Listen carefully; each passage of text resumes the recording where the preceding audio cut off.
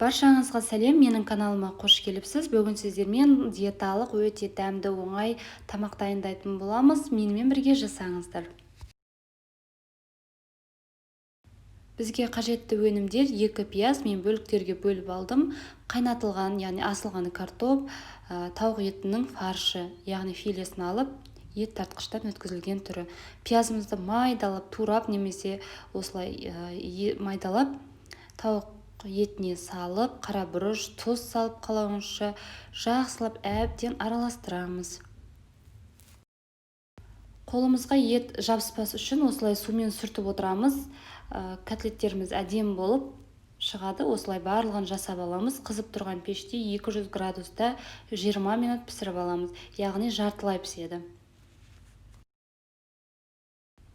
Міне осылай барлығын пісіріп аламыз.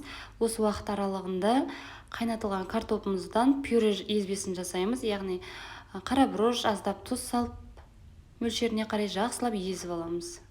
Картоп езбесі аздап икемсіздеу болса, аздап сары май немесе сүт қосуға болады.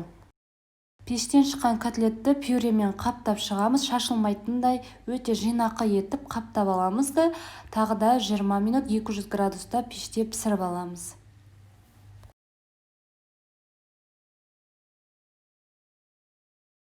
Жиырма минут пісіріп алған соң өзіңізге ұнаған сырды үкіштен өткізіп, бетіне сеуіп, тағы да 10 минутқа пеште ұстаймыз. Яғни сыр ерігенше пеште ұстаймыз. Гарнирге қасына күріш, макарон, гречка жасауыңызға болады.